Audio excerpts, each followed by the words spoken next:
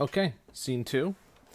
This is maybe the most famous scene. No, this is the most famous scene in all of Shakespeare. One of the most famous, like, little pieces of a work of literature of all time. This is the famous balcony scene. You've seen versions of this on commercials and Disney Channel TV shows and other movies base things off of this. This is one of the most important scenes in the whole play. And here we go.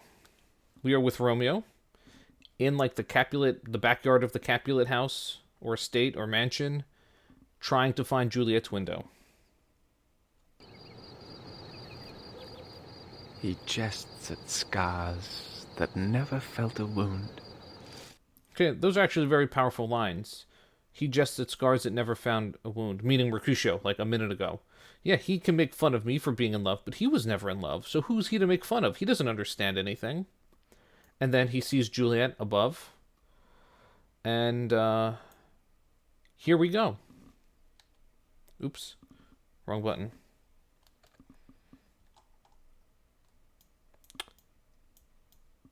And here we go. Soft. What light through yonder window breaks?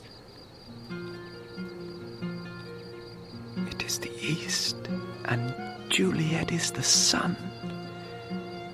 Arise, fair sun, and kill the envious moon, who is already sick and pale with grief that thou, her maid, art far more fair than she. Be not her maid, since she is envious. Her vestal livery is but sick and green, and none but fools do wear it. Cast it off. It is my lady, oh, it is my love. Oh, that she knew she were. Okay, let's talk about that. But soft, what light through yonder window breaks? Look, what light through is breaking through the window over there, the yonder window. So he sees Juliet in the window, and it's still night, but he sees her, and it's like she's beautiful, she's glowing, she's radiant to him. It is the east, and Juliet is the sun. Oh, seeing Juliet in the window is like seeing the sun come through the window. Arise, fair sun, and kill the envious moon. The envious moon, the jealous moon, that's personification. Who is already sick and pale with grief. So the moon's already sad that thou, her maid, are far more fair than she. Yeah, that you are more beautiful than the moon. The moon is already jealous of you. Her vestal livery, just her, she's in service, or her clothes, sick and green, cast it off. And then he says, it is my lady, it is my love, oh, that she knew she were. Now, depending on how you interpret this is either very beautiful or very creepy. Oh, that's my girl, but she doesn't know it yet. So that's very beautiful, or that's very creepy. Let's continue. She speaks, yet she says nothing. What of that? Her eye discourses. I will answer it. I am too bold. 'Tis not to me she speaks. Two of the fairest stars in all the heaven, having some business, do entreat her eyes to twinkle in their spheres till they return. What if her eyes were there, they in her head? The brightness of her cheek would shame those stars, as daylight doth a lamp. Her eyes in heaven would through the airy regions stream so bright that birds would sing and think it were not night. Okay. So she speaks, yet she says nothing. That's not a paradox. She just, her mouth is moving and he can't hear her because he's too far, or she's just talking to herself. I will answer it. I'm too bold. It's not to me she speaks, but to the fairest stars in all of heaven have some business, do entreat her eyes. She's talking to the stars in heaven. The brightness of her cheek would shame those stars. Her cheek is so bright that even the stars are ashamed, or they're outshone by her bright cheek, her beautiful cheek. In fact, she's so beautiful, she's so bright, the birds would sing and think it were not night. She's tricked the birds into thinking it's day. See how she leans her cheek upon her hand. Oh, were a glove upon that hand, that I might touch that cheek. So, this, again, depending on how you read it, is either very romantic or very creepy. See how she leans her cheek upon her hand. So her hand is on her cheek, like someone would lean on a desk when they're bored. Oh, that I were a glove upon that hand. If only I could be a glove on her hand, that I might touch that cheek. If only I could touch her cheek, like a glove on her hand. Like I said, romantic or creepy, depending on how you read it. She speaks. Oh, speak again, bright angel, for thou art as glorious to this night being o'er my head, as is a winged messenger of heaven unto the white upturned wondering eyes of mortals that fall back to gaze on him when he bestrides the lazy pacing clouds and sails upon the bosom of the air. So, basically, you're just an angel. You're so high above me, you're beautiful, you're radiant. She's literally above him, like physically in the world. But also, and this is just true, she's way better than him. And this is a trend throughout all of Shakespeare. Overwhelmingly, whenever there's a coupling, the girl is always settling for the guy. She's always more worthy, more honorable, more noble of character, and the guy's always just a little bit eh. And now, maybe the most famous lines in the whole play, and also the most misunderstood lines in all of Shakespeare and all of literature. So here we go. Romeo, Romeo, wherefore art thou Romeo? Deny thy father and refuse thy name. Or if thou wilt not, be but sworn my love, and I'll no longer be your Capulet. Shut. Romeo, Romeo, wherefore art thou Romeo? Now, this is misunderstood because wherefore doesn't mean where. We already covered that. Wherefore means why. She doesn't have her hand above her eyebrows gazing for him. She has no idea he's there. He's creeping around in the bushes like a burglar. Wherefore art thou Romeo? Why are thou Romeo? Why are you Romeo? Why did you have to be Romeo? Why did you have to have that name? Then she says, deny thy father and refuse thy name. Give up your family, or if thou wilt not, or if you won't, be but sworn my love, swear to love me, and I'll no longer be a Capulet, and I won't be a Capulet anymore. Hey, we could give up our families, and we live happily ever after. That's actually an excellent solution that no one ever does. Probably they get overwhelmed. Now, let me just talk about the real world here. Teenage boys in the audience. If you're creeping around in someone's bushes, it's not romantic. It's illegal. It's trespassing. Don't do it. Teenage girls in the audience. If a boy is creeping in your backyard because he has a crush on you or something, that is not romantic. That is creepy. Please call the cops. That was the disclaimer. Now let's continue. I hear more, or shall I speak at this? 'Tis but thy name that is my enemy. Thou art thyself, though not a Montague. What's Montague? It is nor hand, nor foot, nor arm, nor face, nor any other part belonging to a man. Oh, be some other name. What's in a name? That which we call a rose by any other name would smell as sweet. So Romeo would, were he not Romeo called, retain that dear perfection which he owes without that title. Romeo, doff thy name, and for thy name, which is no part of thee, take all myself. Okay. A whole bunch of good stuff here. Juliet says, but thy name that is my enemy. It's your name that's my enemy, but not you. Thou art thyself. You're you. So what's a Montague? We're supposed to hate the Montagues. What's a Montague? Montague's not a hand or a foot or arm or a face. It's a name. A Montague's not a physical thing. We made up Montague. We make up names. So what's in a name? That which we call a rose by any other word would smell as sweet. So if we call a rose something else, the rose is no less beautiful, and it doesn't smell it doesn't smell bad all of a sudden. A rose is always beautiful no matter what you call it. She's saying the same thing about Romeo. Doesn't matter what name he has, Montague, he's still beautiful and I love him and blah, blah, blah. That's actually very powerful. Let's continue. Oh, there's a little bit more. He's perfect. Romeo, get rid of your name, which is no part of you. You didn't choose your name. And so I can be with you. And then he's gonna like jump out of the bushes and reveal himself. Again, creepy, but let's continue. Take thee at thy word. Call me but love, and I'll be new baptized. Henceforth I never will be Romeo. He jumps. Take me. I take thee at thy word. I take you at your word. Call me but love, and I'll be newly baptized. I'll be reborn again, if you say you love me. Henceforth, from this point on, I'll never be Romeo. And then Juliet's, of course, afraid. Man art thou that thus be screened in night, so stumblest on my counsel? Who? What? Remember, she's like in pajamas or something. By a name, I know not how to tell thee who I am. My name, dear saint, is hateful to myself because it is an enemy to thee. Had I it written, I would tear the word. One of the great trends with Romeo we will see so many times over the course of the play. He's not going to be straight into the point. He's going to be flowery. He's going to be over the top. He's going to be slightly deceptive.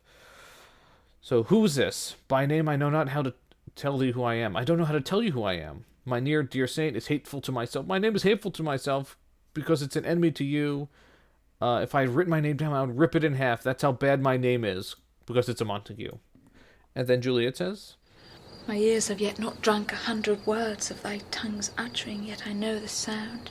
Art thou not Romeo and a Montague? Yep, I haven't.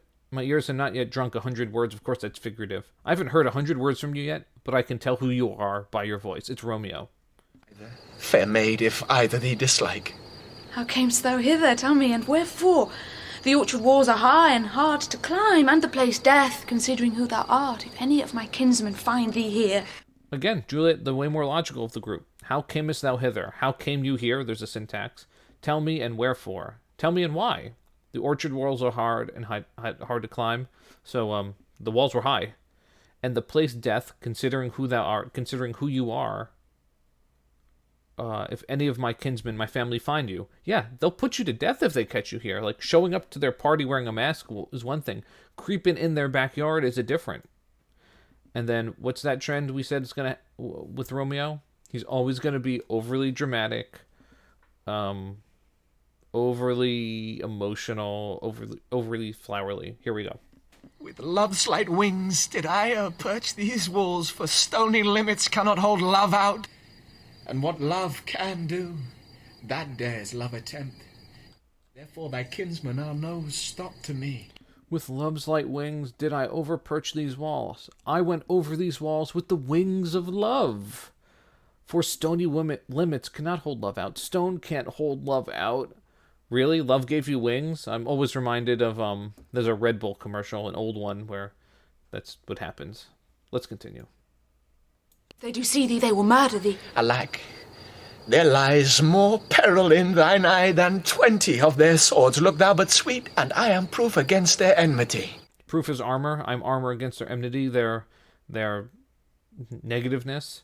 I'm more scared of your sadness than 20 swords and 20 people fighting me.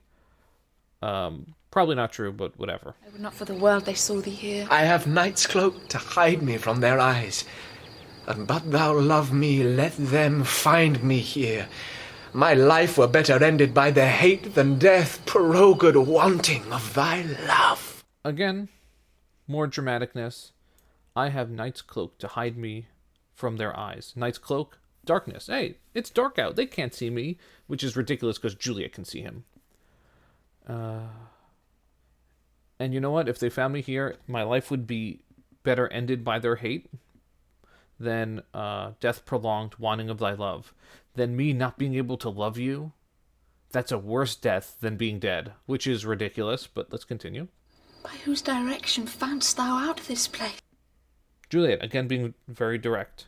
By whose direction foundest thou out this place? By whose direction did you find out this place? Find this place out.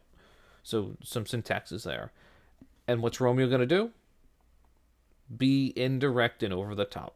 By love, that first did prompt me to inquire. He lent me counsel, and I lent him eyes. I am no pilot, yet wert thou as far as that vast shore washed with the farthest sea. I should adventure for such merchandise. Ugh. So how did you find this place? Love. Love brought me here. He lent me counsel. I gave him eyes, and he led me here. And then something like, if I was a merchant, then you're the greatest treasure of all. And then Juliet has this nice long speech, which we'll talk about, and here we go. Thou knowest the mask of night is on my face, else would a maiden blush bepaint my cheek for that which thou hast heard me speak tonight. So, thou knowest the mask of night is on my face. You know it's dark out. It's, darkness is like covering my facial features. Else would a maiden blush bepaint my cheek. So, otherwise you'd be able to see me blush based on all the things you heard me speak tonight that I already said. Fain would I dwell on form, fain deny what I have spoke. But farewell compliment. Dost thou love me? I know thou wilt say aye, and I will take thy word. Yet if thou swearest, thou mayest prove false. At lovers' perjuries, they say Jove laughs. So do you love me? Say aye, and I'll take you at your word. But if you swear it, if you say, I swear on the whatever, you might prove false, because Jove is Zeus, who is very promiscuous. Because people that swear may break their promise. O gentle Romeo, if thou dost love, pronounce it faithfully. Or if thou thinkest I am too quickly won, I'll frown and be perverse and say thee nay, so thou wilt woo, but else not for the world. Okay. O gentle Romeo, if thou dost love, pronounce it faithfully. Say it truly. Or if you think I'm too quickly won, or if I'm in love with you too fast, then I'll be sad. Let's continue. In truth, fair Montague, I am too fond, and therefore thou mayest think my haviour light. But trust me, gentlemen, I'll prove more true than those that have more cunning to be strange. I should have been more strange, I must confess, but that thou overheardst ere I was ware. My true love, passion. Therefore pardon me, and not impute this yielding to light love, which the dark night hath so discovered. Okay, so she's again being rational. In truth, Montague, I'm too fond. I like you too much. And therefore you mayest think my behavior light. You might think that my behavior is petty. I should be more strange. I should be more of a stranger to you, I must confess, but you already overheard what I was saying. So I can't be more... You literally heard what was in my heart, or what was in my head based upon what was in my heart. So I can't be a stranger anymore to you because you know everything that's going on in my brain. And then what did she tell him not to do? Do not vow. Just say yes if you love me. Do not vow. And what's the first thing Romeo going to do? He's going to try to vow, as you see. And then she's going to cut him off.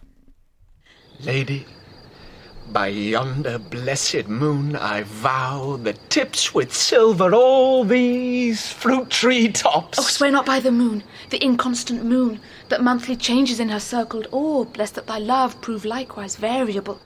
All right. Excellent logic. Lady, by yonder blessed moon I vow. There's a syntax there. I vow by the blessed moon that's yonder, over there. I swear by the moon. And then he starts saying something flower and she cuts him off. No. Swear not by the moon. Do not swear by the moon. The inconstant moon. The moon is not constant. It monthly changes. And if the moon changes, your love might be likewise changeable. So that's actually really good logic. If he swears by the moon that I love you, let's think about that. So when the moon is full, he loves her fully. When the moon is half, he loves her half. When it's a cloudy night, does he not love her at all? Good reasoning, Juliet. Now, Romeo was trying to be overly romantic, and Juliet's like, no, I'm not doing that. I want this to be clear. And then Romeo says, What shall I swear by? Do not swear at all. Or if thou wilt, swear by thy gracious self, which is the god of my idolatry, and I'll believe thee. If my heart's dear love... Well, do not... And she cuts him off again. What should I swear by? Don't swear at all, but if you swear by something, swear by yourself. Because you can only rely on yourself. You can't rely on anything else. And then, if my heart's dear love... And she cuts him off again. And here we go. Swear. Although I joy in thee, I have no joy of this contract tonight. It is too rash, too unadvised, too sudden. Too like the lightning which doth cease to be ere one can say it lightens. Okay, again, the logical one. Okay, don't swear. Although I enjoy you, I have joy in you. I'll have no joy in this contract tonight. This agreement, this bargain of love. It's too rash, unadvised, too sudden. It's too like the lightning. Yeah, it's like lightning. It happens and it's gone. So this is probably not the best thing to do now. Sweet good night.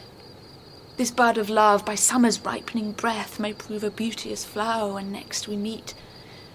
Good night. Good night. As sweet repose and rest come to thy heart as that within my breast. Okay. She uses the same kind of metaphor that was used earlier in the play that Romeo's dad said about him. This bud of love, this little tiny green thing that's about to be a flower, by summer's ripening breath, either by this upcoming summer or the next season or just time, may prove a beauteous flower when we next meet. Hey, this thing we have, let's let it sit and let it settle. It might be more beautiful the next time. And you can see Romeo's next line, "Oh, wilt thou leave me so unsatisfied?" So this is one of the times we don't read his worst intentions. I don't think he means in a sexual way. I think he means in a love way. But let's continue. Oh, wilt thou leave me so unsatisfied? What satisfaction canst thou have tonight?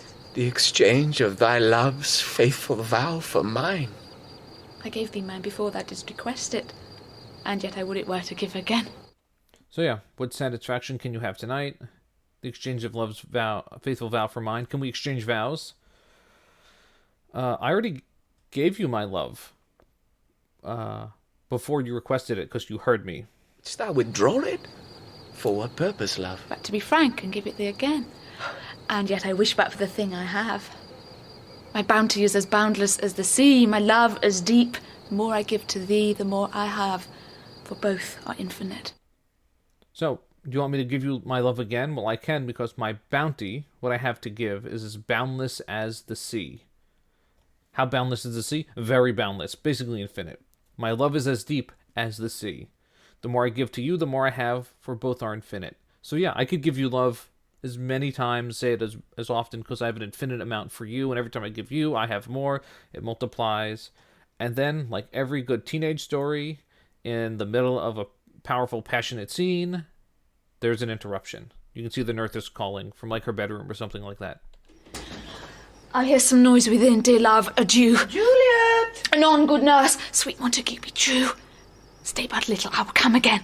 Stay but little. Wait, let me take care of the nurse, I'll come back. Oh, blessed, blessed night. I am afeard. Being in night, all this is but a dream, too flattering sweet to be substantial. This is like a dream to me, because it's night, and it's awesome. Words, dear Romeo, and good night indeed. Now she says 3 words, dear Romeo, and good night indeed. She doesn't mean 3 words. It's kind of like we say, give me a second, give me a minute, can I have a word with you? If thy bent of love be honourable, thy purpose marriage, send me word tomorrow by one that I'll procure to come to thee, where and what time thou wilt perform the rite. And all my fortunes at thy foot I'll lay, and follow thee, my lord, throughout the world. Okay.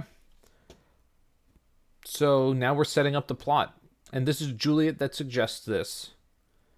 And then I think Juliet, she was able to hold out for a little bit with the love or fate or destiny or passion, but she couldn't hold out indefinitely.